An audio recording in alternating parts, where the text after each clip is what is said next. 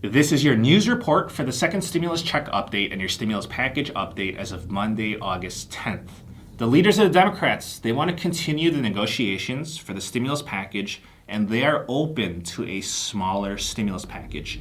We'll be covering President Trump's executive orders for the extension of unemployment benefits, as well as the payroll tax holiday. COVID-19 cases in the U.S. are trending downwards. This is your Monday news, and I hope you're having a very nice day. People are criticizing President Trump's executive orders as a stunt and as a negotiating tactic. Yes, President Trump did sign off on these executive orders, but now it's just a question of whether he will actually implement these. White House Press Secretary Kayleigh McEnany said on Fox News this Monday morning that President Trump certainly intends to implement the 4 executive orders pertaining to unemployment, student loans, the payroll tax holiday, and evictions. This is definitely putting pressure on the Democrats to compromise on the next stimulus package. The Democrats left off the stimulus package negotiations, reducing their request to spend $3.4 trillion down by $1 trillion to $2.4 trillion. The Republicans, they want to spend $1 trillion. Treasury Secretary Steven Mnuchin now says that the Republicans are not stuck at $1 trillion. He says that we are prepared to put more money on the table, but we're not going to go to unlimited amounts of money. Mnuchin also said, let's pass legislation on things that we agree on. We don't have to get everything done at once. What we should do is get things done for the American public now and come back for another bill afterwards. And what I'm about to say, it's not my opinion. This is not my opinion. This is a fact that the Democrats are against passing a bill piece by piece as the Republicans are proposing. This was explicitly said by the leaders of the Democrats, Nancy Pelosi and Chuck Schumer, multiple times. Now, President Trump's executive orders, it puts the Democrats in a very difficult situation. Whether you like President Trump or not, these executive orders, it was a stroke of brilliance by President Trump's advisors and his campaigning team. If the Democrats challenge President Trump's executive orders, then the Democrats, they're going to look like the bad guys. The Democrats, they're now even considering letting President Trump move forward with these executive orders and not challenge him. Democrat Senator Dick Durbin said that challenging the executive order's legality in court is a moral dilemma. So even though that the Democrats say that the executive orders lack presidential authority, the Democrats are, again, they're considering not even challenging him. However, this could possibly backfire on the Democrats because then President Trump would look like a hero. He would take all the credit, and this would be a huge victory for him. Therefore, with either option, this does not play out well for the Democrats. The third option for the Democrats is to negotiate on the stimulus package, which would probably be the optimal option for the Democrats. It's very sad that all of this, the stimulus package, the executive orders, it's all about political games.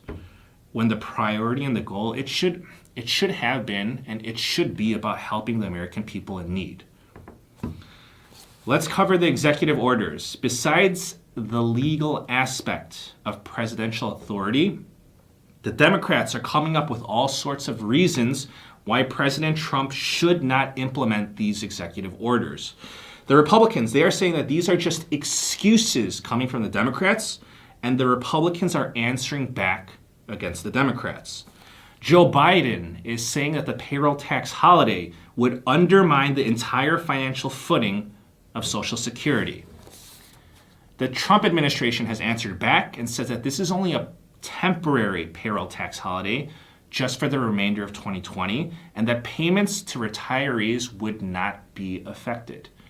The payroll tax holiday would allow employees to postpone paying your Social Security Medicare taxes, which is automatically taken from your paycheck. The Democrats are saying that this will create a big surprise bill to the American people when the payroll tax holiday ends. But President Trump said that if he gets reelected, that you won't need to pay this back. White House economic advisor Larry Kudlow said that this payroll tax holiday will create a gigantic wage increase and will also help essential workers and will also encourage people to get back to work. When it comes to President Trump's executive orders for the extension of unemployment benefits for $400 a week, President Trump wants the federal government to cover $300 of that, and he wants the state governments to cover the remaining $100. Leaders of the Democrats in the Senate, Chuck Schumer, is saying that the state governments do not have that $100. Schumer says that the state budgets can't afford this because they have other things to pay for. He said, for example, to boot, it depletes the Hurricane Trust Fund to pay for this money when we're at the height of hurricane season. Schumer says that these executive orders are unworkable, weak, and far too narrow. He also said that as the American people look at these executive orders, they'll see that they don't come close to doing the job. New York Governor Cuomo said President Trump's executive orders to extend unemployment benefits for $400 a week was laughable. Cuomo said that he's not even sure if New York would take the federal money to extend the unemployment benefits. Treasury Secretary Steve Mnuchin said that the states have plenty of money to cover the $100 share because state and local governments still have leftover money from the previous stimulus package. Let's take a look at the COVID-19 news. Good news is that the corona cases are trending downward nationally. The Johns Hopkins University is reporting 46,935 cases as of Sunday for Sunday's daily counts. We're floating in the 40,000 to 60,000 daily case range, so we're at the lower end of that spectrum. And we're still getting more lockdown talks. The president of the Minneapolis Federal Reserve Bank says that we need the entire country to lock down for 6 weeks to save the lives of people and the economy.